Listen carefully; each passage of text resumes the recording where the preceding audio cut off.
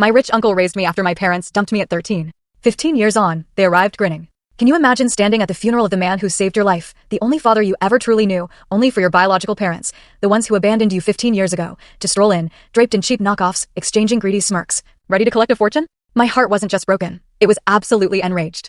I was 28, and the man who taught me what love and family truly meant was gone, but the universe apparently had one last, bitter lesson for me that day. My name is Della.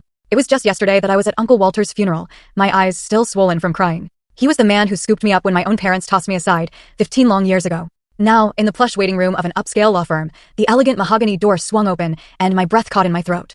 There they were, Frank and Elaine. My parents. 15 years of silence, and they dared to show their faces, looking less mournful and more expectant. They looked like they were already counting the millions they thought they were about to inherit. My childhood in Pittsburgh was a stark contrast to this luxury. We lived in a rundown apartment where sirens were our nightly lullaby. Peeling paint, broken elevators, and that constant, damp smell of mold. Our tiny one-bedroom apartment somehow housed 4 of us, with my little brother Tommy and I sharing a pull-out couch in the living room. Most nights, our parents were just gone. It was always up to me to look after Tommy. My dad, Frank, worked sporadically as a construction worker, but his real passion was sports betting.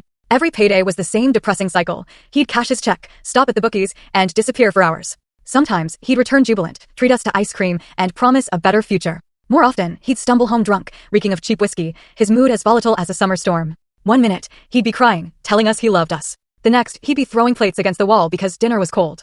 "You're just like your uncle, always judging me," he'd snap if I ever dared to ask where the rent money had gone. I learned early on to read his moods, to know when to speak, and, more importantly, when to just vanish. My mom, Elaine, worked at a department store makeup counter. She was beautiful, but in a brittle, fragile way, always with carefully applied makeup and clothes she couldn't afford. She'd blow her paychecks on designer knockoffs and costume jewelry, constantly dreaming of the luxurious life she felt she deserved. In her mind, Tommy and I weren't her children. We were anchors, dragging her down from the glamorous life she might have had.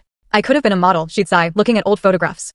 "I could have been somebody before I got stuck with you too." Tommy was 3 years younger than me, a gentle soul with asthma and a natural talent for drawing. He had dad's dark curls, but mom's delicate features. From the moment he was born, I appointed myself his protector. I made sure he took his medicine, helped him with homework, and tried my best to divert our parents' anger when it threatened to engulf him. Food was always scarce. I became an expert at stretching a jar of peanut butter for days, cutting each sandwich into 4 tiny triangles to make it seem more substantial. I learned and then watched. The full story link is attached below.